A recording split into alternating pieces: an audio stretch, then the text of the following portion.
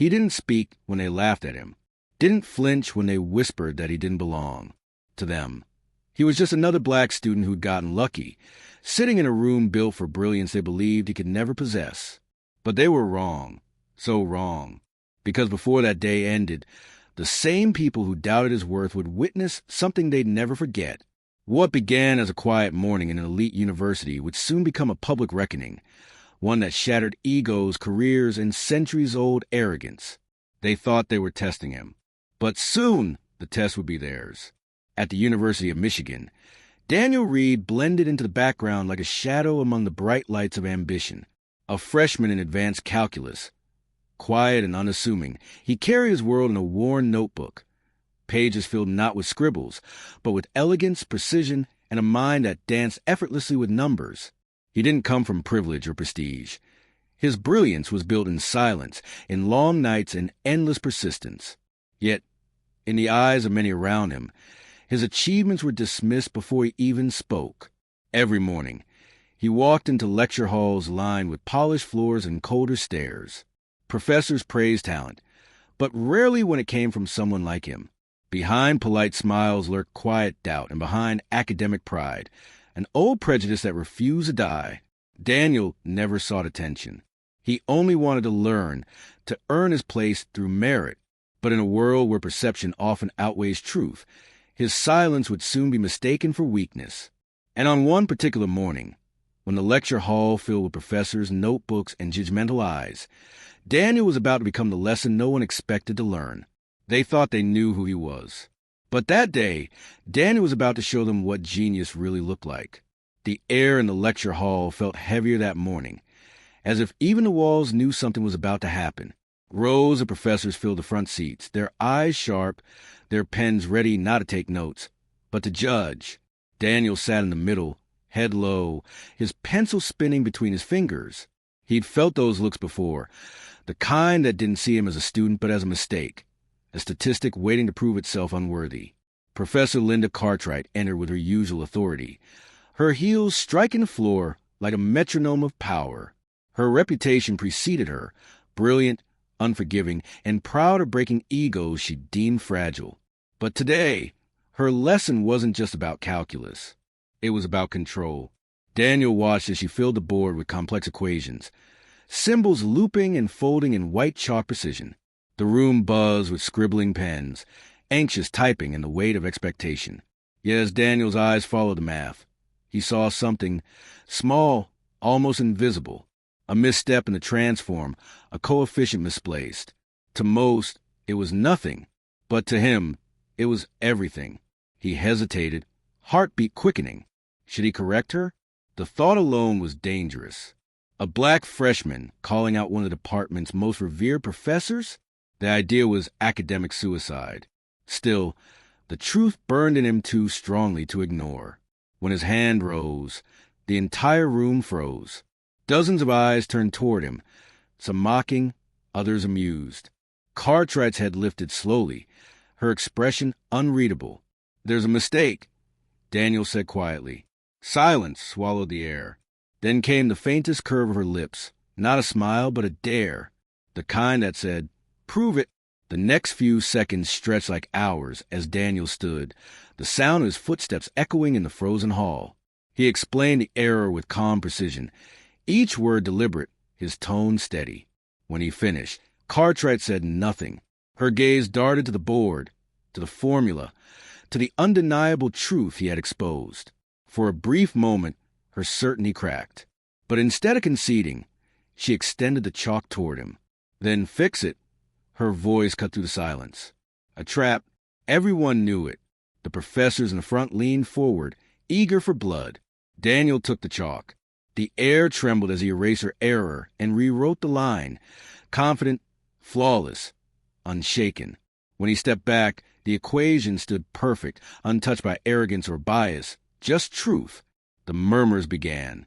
Some students looked up from their notebooks, eyes wide. The visiting professors whispered among themselves. Even Cartwright's composure faltered. But pride was a powerful poison. Instead of acknowledging him, she turned, wiping the board clean, and wrote a new problem. far more complex, an equation even graduate students dreaded. "Solve this," she said, her tone cold and surgical. Daniel's chest rose and fell once, and then he began. The chalk danced across the board, his mind years ahead of his age. No hesitation, no correction, only movement. What began as mockery turned into stunned silence. The same professors who once chuckled now leaned forward, realized what they were witnessing wasn't arrogance. It was mastery. Cartwright's confidence crumbled with each passing line. Still, Daniel kept going, unbothered by the pressure or the weight of history pressing against him. Every symbol he wrote was more than math. It was defiance, resilience, proof. When the final mark hit the board, Daniel set the chalk down, his breath steady. The problem was solved. Perfectly. Cartwright's mouth opened, but no words came. For the first time in her career, she had been corrected by a student she had underestimated before the lecture even began. Around them, the silence broke into whispers, then awe. But deep beneath the hum of disbelief, resentment was brewing. Daniel had not only challenged the system, he had humiliated it. And the system never forgets. What came next wouldn't be a test of intelligence, but of endurance. Because once truth exposes arrogance, arrogance fights back harder. She thought the battle was over. But Daniel was about to face the moment that would define everything. The chalk snapped between her fingers. Professor Cartwright's composure, once flawless, commanding, untouchable, finally cracked. The tension in the lecture hall had shifted from academic curiosity to something darker, something electric. Daniel stood in front of the board again, unaware that what he was about to face would push far beyond mathematics. Cartwright's eyes burned with humiliation hidden behind a thin smile, and beside her, Professor Whitaker leaned forward, whispering to his colleagues, his tone dripping with quiet venom. They had watched Daniel dismantle her authority, line by line, formula by formula, and their silence now wasn't respect, it was strategy. When Cartwright reached into her bag and pulled out a thick, leather-bound calculus text, the room stiffened. "Let's see," she said coolly, flipping to the back, where only doctoral candidates dare to tread. "If you're as gifted as you seem, Daniel, solve this." The equation she wrote spanned nearly the entire board, a labyrinth of nested transforms, nonlinear systems, symbols so abstract most students couldn't even read them. This wasn't teaching anymore. It was an ambush. Daniel knew it. Everyone knew it. Yet he stepped forward, his heart pounding, his throat dry. He could feel the eyes, hundreds of them, pressing down on his skin, the whispers of disbelief, the hidden smirks. His hand trembled only once before the chalk met the board. Then silence. The room seemed to hold its breath. Line by line, he began to write, dissecting each term with surgical precision. His mind raced through the maze, unspooling the chaos into clarity. Every stroke of chalk was an act of defiance. Every calculation a declaration that he belonged here, no matter what they believed. Whitaker crossed his arms, shaking his head, muttering something under his breath. But Daniel didn't hear it. He was in his element now. Numbers became music. Equations became art. But even as the logic flowed, the emotion behind it swelled.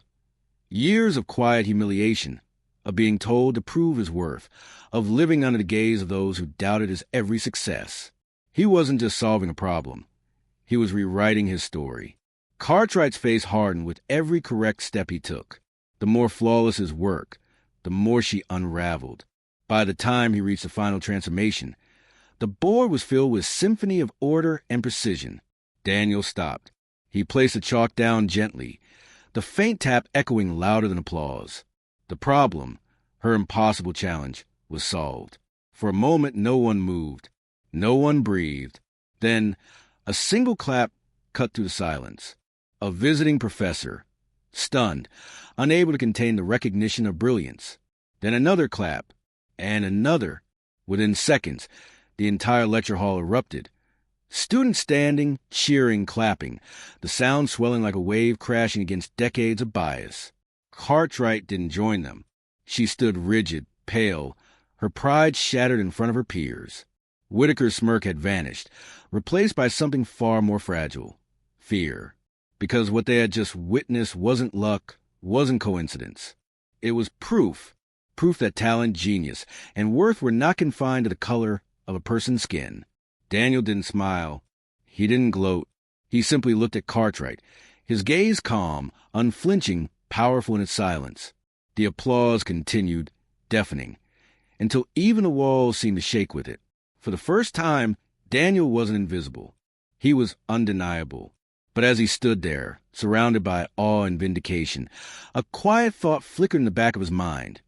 This victory wasn't just his.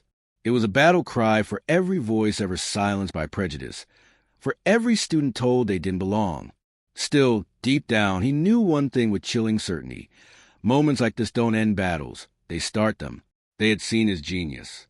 Now, they would have to face the truth it exposed. The applause eventually faded, but the echo of that moment would never leave the walls of that lecture hall, or Daniel's memory. Professor Cartwright ended the session without a word. Her pride shattered beneath the weight of undeniable truth. The professors who had come to watch quietly packed their notes, avoiding eye contact, each one confronted by a truth they'd long chosen to ignore. Daniel sat there for a moment after everyone had left, the board still covered in his handwriting, a silent monument to a battle that was never supposed to be his to fight. He hadn't gone there to make a statement or to expose anyone. All he wanted was to learn, to belong, to be treated like every other student. But in a world that measured potential through skin tone before intellect, simply existing in excellence was an act of rebellion. Word spread quickly. Some called him a prodigy. Others whispered that the professors had set him up and failed. To Daniel, none of it mattered. What mattered was that, for one fleeting moment, the system had been forced to see him, not as a token, not as a diversity statistic, but as a mind that could not be dismissed. Yet even with that victory, Daniel knew the battle wasn't over. The looks in the hallway didn't vanish overnight. The whispers didn't fade. For some, his success was a threat, a reminder that the barriers they built weren't as unbreakable as they believed. But there were others, students sitting quietly in the back rows, those who had spent years doubting their place, who saw Daniel stand his ground and realized they could too. His courage became a spark that spread quietly, invisibly, across campus halls and classrooms far beyond Michigan. What happened that day wasn't just a win for Daniel Reed. It was a moment that stripped away the illusion of meritocracy and revealed the truth that still lingers in universities, offices, and boardrooms across the world. That talent is everywhere, but opportunity is not. Racism doesn't always wear a hood or shout in the streets. Sometimes it hides behind a smile, behind a syllabus, behind the word standard. Daniel's story isn't about revenge or pride. It's about proof. Proof that brilliance knows no color. Proof that one act of courage can shake an entire institution. He walked out of that lecture hall not as a hero, but as a mirror, forcing everyone who had judged him to see themselves clearly, maybe for the first time. And as he disappeared into the cold Michigan air, the applause still faintly echoing behind him, a quiet question lingered in the hearts of all who witnessed it. How many more Daniels will the world overlook before it finally learns to see genius for what it truly is? Not the color of a face, but the power of a mind?